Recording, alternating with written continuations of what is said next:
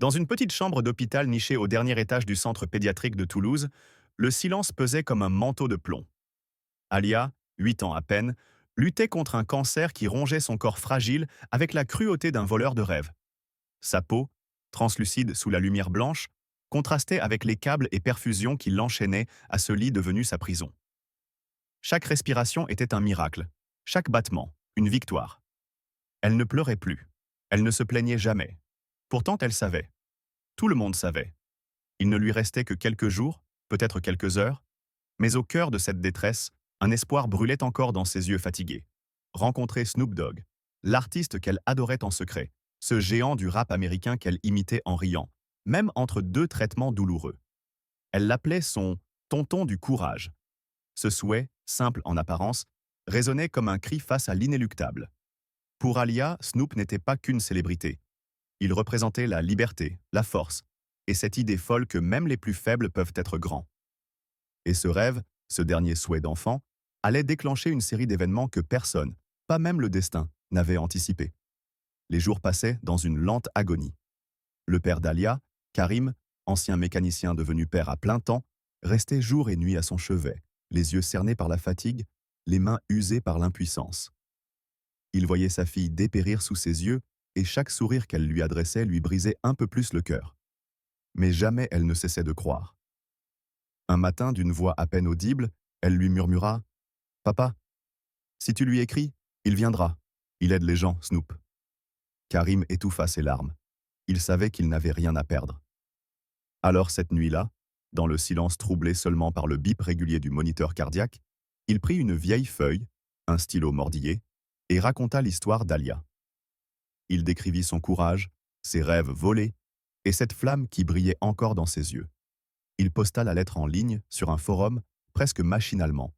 Puis il attendit. Un jour, deux, une semaine. Rien. Mais c'est là qu'intervint Yasmina, une infirmière au regard vif et au cœur immense. Touchée par la dignité d'Alia et la détresse muette de son père, elle prit une photo de la lettre et la publia sur Instagram avec un message simple. Alia, 8 ans, n'a qu'un rêve avant de partir. Rencontrer son héros. À Snoop Dogg, si tu lis ceci, fait briller une dernière fois les yeux d'une petite guerrière. Ce qu'elle ne savait pas, c'est que cette étincelle allait embraser le web. En quelques heures, la publication devint virale. Des milliers de partages. Des célébrités françaises, des influenceurs, même des animateurs télé s'emparèrent de l'histoire. Et tous taguaient Snoop Dogg dans l'espoir fou qu'il réponde. Et vous? Que feriez-vous si c'était votre enfant? Si cette histoire vous touche, commentez Alia la Brave en dessous. Si vous soutenez ce combat, likez la vidéo. Et surtout, abonnez-vous pour ne pas manquer la suite, car ce qui va se passer ensuite va bouleverser la France entière. À suivre. Le lendemain matin, l'hôpital Sainte-Claire était étrangement agité. Infirmiers, aides-soignants et même médecins échangèrent des regards chargés d'émotion. Les couloirs, habituellement monotones, résonnaient des murmures d'un espoir inattendu. Karim, toujours assis près du lit d'Alia, ignorait encore la tempête qui se formait à l'extérieur de cette chambre, 306, devenue le sanctuaire silencieux de sa fille. Il caressait doucement les cheveux ternis d'Alia, dont la respiration semblait plus lente que la veille. Chaque minute lui paraissait une éternité, suspendue entre l'amour et la terreur. Et soudain, le silence fut rompu par un léger grattement à la porte. Karim se retourna, pensant à un médecin de garde. Mais ce n'était pas une blouse blanche, c'était une silhouette immense, fine, enveloppée dans un long manteau noir et un bonnet bien enfoncé. Karim mit quelques secondes à comprendre. Snoop Dogg. Le vrai. Devant lui. Il cligna des yeux, incapable d'articuler un mot, figé par l'inconcevable réalité qui se tenait là. Sans caméra, sans escorte. Juste un homme, un artiste, un symbole devenu cher. Snoop fit un léger signe de tête, respectueux. Puis il s'avança lentement vers le lit. Alia dormait encore, son petit visage crispé par la douleur. Karim voulut parler, mais sa gorge ne produisait qu'un souffle tremblant. Il se leva en silence, laissant place à cet inconnu devenu si familier par la force d'un rêve. Snoop s'assit sur la chaise que Karim venait de quitter. Il observa longuement la petite fille endormie, puis sortit quelque chose de la poche intérieure de son manteau. Une peluche miniature à l'effigie d'un lion coiffé de lunettes de soleil. Un clin d'œil à son univers. Il la posa délicatement sur la table de chevet. Et là, Comme guidée par une force mystérieuse, Alia ouvrit les yeux. Elle resta quelques secondes immobile, comme si son esprit refusait de croire ce que ses yeux voyaient. Puis elle murmura, dans un souffle presque éteint, « C'est toi, Snoop ?» Le rappeur esquissa un sourire tendre. « En chair et en os, petite lionne. » Alia, dans un effort presque surhumain, tendit la main vers lui. Il la saisit avec une délicatesse infinie. Son immense paume engloba les doigts frêles de l'enfant, et un silence sacré emplit la pièce. « Je t'attendais, » dit-elle simplement. Snoop cligna des yeux, une émotion brutale traversant son masque habituel de cool attitude.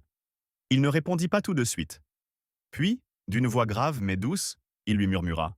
« Et moi, je suis venu parce que tu es plus forte que bien des adultes que j'ai connus, parce que tu mérites de savoir que tu n'as jamais été seule. » Karim, debout près de la porte, sentit ses genoux fléchir.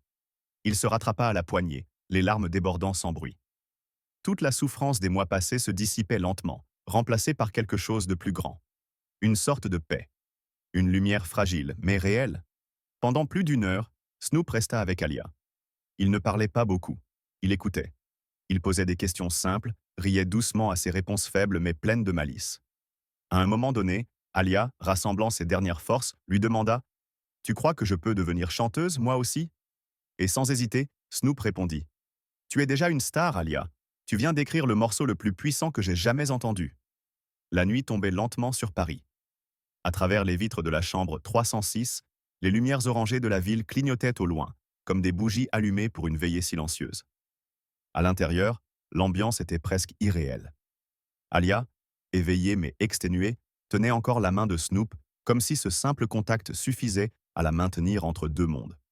Karim, quant à lui, s'était retiré dans un coin de la pièce, incapable de détacher les yeux de sa fille. Il la voyait sourire. Pour la première fois depuis des semaines, un vrai sourire. Pas celui qu'on esquisse pour rassurer, mais celui qui jaillit du cœur. Et ce sourire-là, il le devait à cet homme improbable qui avait traversé un océan pour quelques instants de vérité.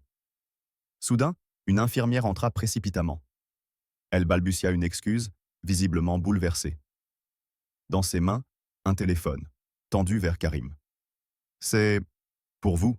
C'est l'hôpital central. Ils disent que c'est urgent. » Karim s'empara de l'appareil, l'oreille tendue. Une voix grave, administrative, lui annonça ce qu'il redoutait depuis des jours. Le traitement expérimental auquel Alia était censée avoir accès venait d'être réattribué. À un autre enfant, dans une autre ville. La raison? Trop tard. Trop de complications. Trop de bureaucratie. Il sentit son estomac se contracter, son cœur tomber au sol. Il murmura un faible « Merci » avant de raccrocher, les yeux fixés sur le vide. Alia venait, une fois de plus, d'être effacée par un système trop lent, trop froid, trop injuste. Snoop Dogg le vit vaciller. Il s'approcha lentement, posa une main ferme sur son épaule. « Dis-moi, frère, qu'est-ce qu'ils t'ont dit ?» Karim hésita, puis lâcha d'un souffle cassé. Il lui retira son traitement. Il n'y a plus d'espoir médical. Ils ont choisi un autre enfant. Snoop resta silencieux un instant. Puis il s'écarta, sortit son téléphone. Une série de messages rapides, des appels, une tension nouvelle dans sa gestuelle. Ce n'était plus le Snoop détendu, l'icône cool. C'était un homme en colère. Un homme prêt à bousculer le monde pour une petite fille. Alia, même affaiblie, percevait l'agitation. Elle serra un peu plus fort la peluche lion qu'il lui avait offerte plus tôt. « Papa, » murmura-t-elle. « C'est pas grave. Je suis forte, tu sais. » Mais ses yeux la trahissaient. Elle savait. Elle comprenait. Et pourtant, elle refusait de pleurer. Quelques minutes plus tard, Snoop revint vers le lit. Plus calme, mais déterminé. « J'ai parlé à mes gens. J'ai parlé à des médecins. On va pas rester là à attendre qu'elle s'éteigne. S'ils veulent pas l'aider ici, alors on la déplacera. J'ai déjà organisé un transport médical vers Zurich. Il y a une clinique privée. Ils prennent tout de suite. Je finance tout. » Karim, ébranlé, ne trouva pas de mots. Il tomba à genoux, submergé par l'émotion. « Pourquoi feriez-vous ça pour nous ?» Snoop se pencha, regarda Alia avec douceur. « Parce qu'un monde qui laisse mourir une enfant pleine de rêves est un monde que je refuse d'accepter. Parce que cette gamine m'a rappelé pourquoi je suis en vie. » Et dans ce moment suspendu, entre la douleur et la rage, une décision fut prise. Alia n'allait pas s'éteindre sans combat. Pas tant qu'un souffle de volonté restait dans ses petits poumons. Pas tant que Snoop Dogg serait là. L'aube n'était pas encore levée lorsqu'un convoi discret quitta l'hôpital Saint-Antoine. Dans le fourgon médicalisé, Alia était couchée sous une couverture thermique, son souffle faible mais stable. Karim tenait sa main sans dire un mot, tandis que Snoop Dogg, assis en face d'eux, fixait l'horizon à travers la vitre teintée. Son regard était sombre, tendu, comme si chaque minute comptait. Et c'était bien le cas. Le silence régnait, seulement interrompu par les bips réguliers du moniteur cardiaque. À Zurich, une équipe médicale attendait déjà, informée de l'urgence par Snoop lui-même. Le jet privé, prêt depuis l'aube, était stationné sur un tarmac privé à Orly, sécurisé et gardé. Mais cette opération clandestine n'était pas sans risque. Il n'était pas seulement question de soins, mais de contourner les règles, les autorisations, les lenteurs administratives. Et au fond, chacun savait que s'il se faisait arrêter, tout s'arrêterait là. Mais Snoop n'avait pas peur. Pas cette fois. À Orly, le vent coupait le visage. L'équipe de transport transféra Alia dans le jet en moins de 2 minutes. Karim s'installa à côté d'elle, la voix tremblante en chuchotant des mots rassurants. Snoop, de son côté, monta en dernier. Avant de fermer la porte, il jeta un dernier regard à la piste, comme pour vérifier si quelqu'un allait surgir pour les arrêter. Rien. Le silence. Puis, le vrombissement des moteurs couvrit tout. Pendant le vol, Alia ouvrit les yeux.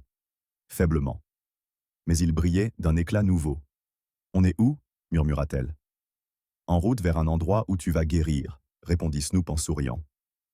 Elle sourit à son tour. Un sourire si petit, si fragile, mais qui contenait plus d'espoir que tous les traitements du monde. Mais le répit fut de courte durée. À leur arrivée à Zurich, les choses prirent une tournure inattendue. À peine descendus de l'avion, 2 agents en costume attendèrent sur le tarmac.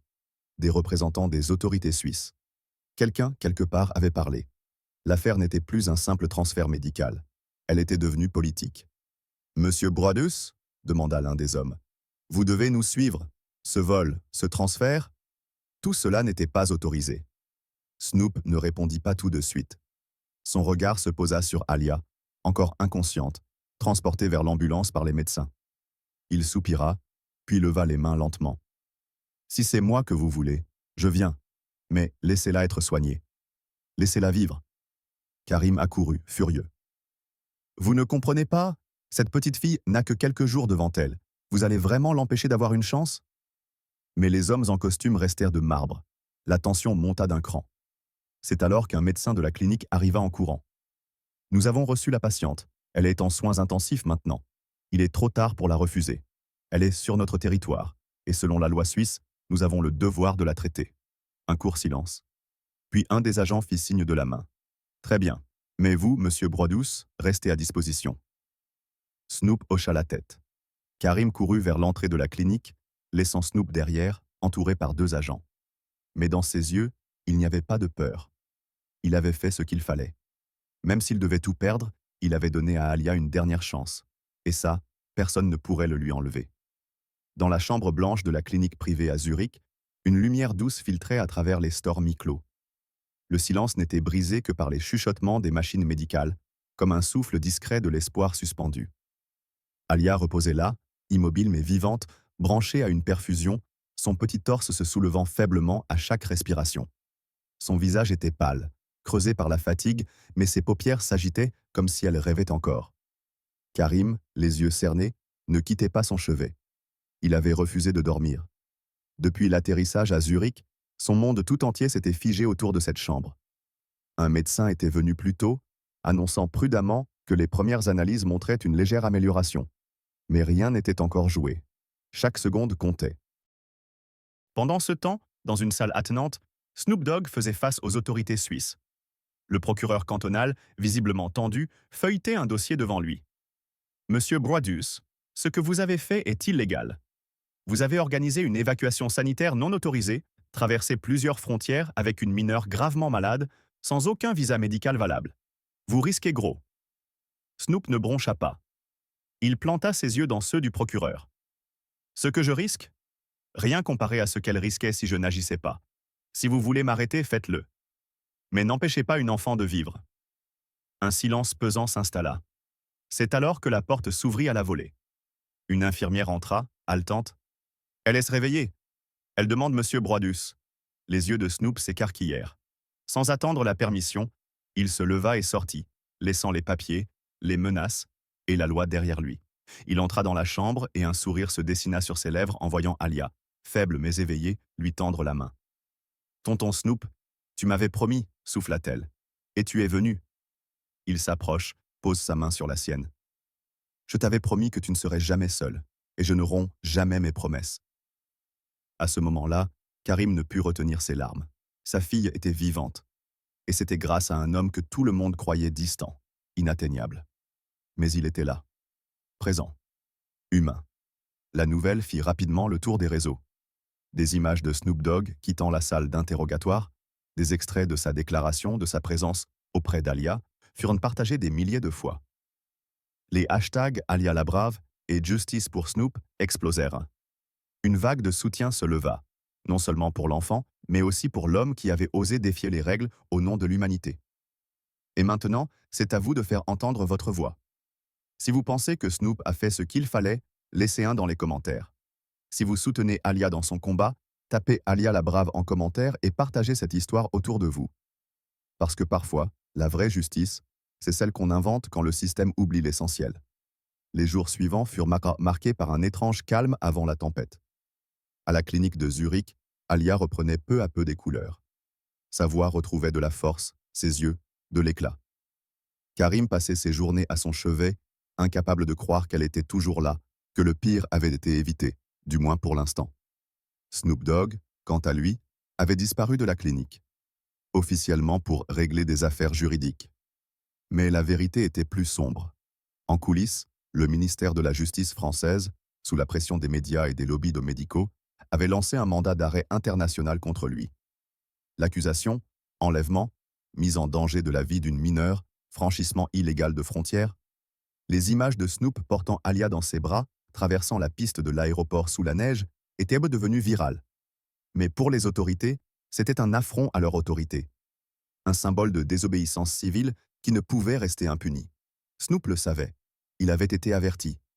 Une nuit, dans une villa discrète des hauteurs de Zurich, il rencontrait Mefaor, une avocate franco-suisse redoutable. « Ils veulent faire de vous un exemple, dit-elle, en fixant son regard dans le sien. « Alors qu'ils viennent, répondit-il simplement. J'ai sauvé une vie, je ne regrette rien. Mais ce que personne ne savait, c'est que les menaces ne venaient pas que du système judiciaire. En France, la clinique privée qui avait refusé Alia, pour des raisons dites administratives, appartenait à un groupe d'influence lié à plusieurs politiciens de haut rang. L'intervention de Snoop Dogg avait mis en lumière une réalité dérangeante. Les enfants pauvres, issus de l'immigration, n'étaient pas égaux face à l'accès aux soins. Et cette vérité dérangeait. Une nuit, alors que Snoop quittait discrètement la villa pour aller voir Alia, une berline noire sans plaque surgit de l'ombre.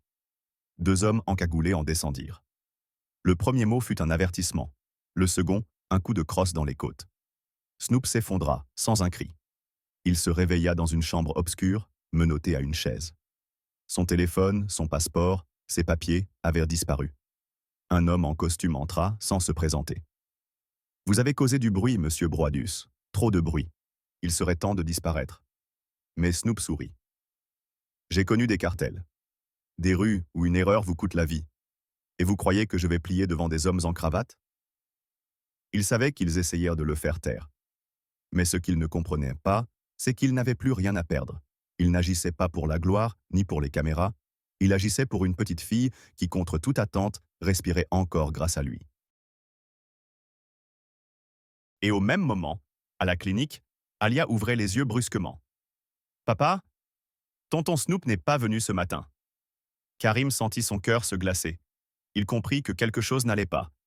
Et il savait, quand un homme comme Snoop disparaît sans un mot, c'est que le silence cache une menace bien réelle. Dans la petite chambre stérile de la clinique zurichoise, la lumière hivernale filtrait à travers les stores. Alia, fragile mais éveillée, regardait fixement la porte, comme si elle pouvait, par la seule force de sa volonté, faire apparaître le visage souriant de Snoop Dogg. Karim, inquiet, faisait semblant de lire un journal mais n'arrivait pas à détourner ses pensées du vide inquiétant, laissé par son frère de cœur. Pendant ce temps, dans une cave à l'odeur d'humidité et de métal, Snoop Dogg luttait contre la douleur lancinante de ses côtes cassées. Ses poignets étaient en sang, brûlé par les frottements répétés contre les menottes métalliques. Il savait que le temps jouait contre lui. Pas seulement pour lui, mais pour Alia. Si elle apprenait sa disparition, cela pourrait briser les faibles espoirs qui la maintenaient encore en vie. Un cliquetis métallique, la porte s'ouvrit. L'homme au costume, celui qui n'avait ni nom ni visage dans les fichiers officiels, s'approcha de lui. Une dernière chance, dit-il en posant un contrat sur la table. Un avion vous attend. Quittez l'Europe. Pas un mot sur ce qui s'est passé ici. Et vous vivrez. Snoop sourit, la lèvre en sang. Vous pensez que j'ai peur de mourir? Je suis né dans un quartier où les balles chantent plus souvent que les oiseaux. Puis, il cracha à terre. L'homme haussa les épaules. Alors vous mourrez ici. En silence. Mais le silence fut brisé par une explosion. Un bruit sourd, lointain, qui fit vibrer les murs. Puis des cris. Des ordres en allemand. Et soudain, un groupe d'hommes armés fit irruption. 2 agents de la police fédérale suisse, visiblement bien informés, neutralisèrent les gardes du corps. L'homme au costume tenta de fuir, mais fut plaqué au sol. Snoop, haletant, vit un visage familier apparaître derrière les agents. Karim. « Tu croyais que j'allais rester les bras croisés ?» dit-il, en brisant les menottes de son ami à l'aide d'une pince. À cet instant, Snoop comprit que la loyauté de Karim n'avait pas de prix. Il s'effondra brièvement dans ses bras, mais ses yeux étaient toujours rivés vers l'avenir. « Alia, murmura-t-il, il faut qu'elle sache que je suis vivant. » Quelques heures plus tard, dans un silence presque sacré, la porte de la chambre s'ouvrit. Alia, affaiblie, tourna la tête. Elle vit la silhouette familière, courbée mais toujours debout. « Tonton Snoop » souffla-t-elle. Il s'approcha, posa un genou à terre et serra sa main. « Je t'avais promis que je ne t'abandonnerais pas, petite lionne. » Elle sourit, des larmes au coin des yeux. « Tu as mal ? J'ai eu bien plus mal, le jour où j'ai cru te perdre. » Karim, en retrait, observait la scène, bouleversé. Mais l'instant fut interrompu par une alerte sur la télévision de la Chambre. Une conférence de presse, en direct de Paris. Le ministre de la Santé, Blême, annonçait la suspension de la direction de la clinique française soupçonnée de pratiques discriminatoires suite à une fuite d'enregistrements prouvant qu'ils avaient refusé Alia en raison de ses origines. Snoop regarda l'écran, le visage durci. « Il faut qu'on continue. Ce n'est pas fini. On ne se bat pas juste pour Alia. Il y a des milliers d'Alia. » Et pour la première fois, Karim comprit. Ce combat n'était pas un acte de folie, mais une révolution silencieuse. L'histoire d'un homme brisé qui avait refusé d'être réduit au silence. D'un ex-tolard, star de la rue, devenu symbole d'une justice que l'État avait oubliée. Dans les jours qui suivirent, Snoop Dogg lança officiellement la fondation Alia, avec le soutien d'anciens médecins, d'avocats, de citoyens. La presse internationale s'empara de l'affaire, transformant cette fugue désespérée en un mouvement de fond pour l'égalité d'accès aux soins. Et dans cette même chambre, Alia dormait, son cœur plus fort, son souffle plus calme, un sourire au coin des lèvres. Elle savait que son histoire, et celle de Snoop, venaient de commencer. En 2025, alors que les tensions sociales, les inégalités raciales et les discriminations systémiques gangrènent toujours nos sociétés modernes, l'histoire de Snoop Dogg et de la petite Alia résonne comme un cri d'alerte, mais aussi comme un hymne d'espoir. Elle nous rappelle que derrière les murs froids des hôpitaux et les couloirs silencieux des institutions, ce sont les décisions individuelles, le courage des êtres humains qui changent réellement le monde. Snoop, autrefois perçu comme une figure controversée, incarne aujourd'hui un modèle de résilience et de justice. Dans une époque où les voix marginalisées sont souvent étouffées, il a choisi de briser le silence, de mettre sa propre liberté en jeu pour offrir à une enfant ce que l'État lui avait refusé, le droit de vivre. Cette histoire nous montre que chaque acte de rébellion peut devenir un acte d'amour, que le combat contre le racisme ne se mène pas seulement dans les tribunaux ou les débats politiques, mais aussi dans les gestes de tous les jours, dans la fidélité à ceux qu'on aime. En 2025, il ne suffit plus de dénoncer, il faut agir. Et parfois, agir signifie désobéir. Alors si cette histoire vous a touché, soutenez Snoop Dogg dans sa lutte. Laissez un commentaire pour lui dire que son combat ne sera pas oublié. Que doit-il faire maintenant? Fuir à nouveau ou rester et construire? Votre voix compte. Faites-la entendre.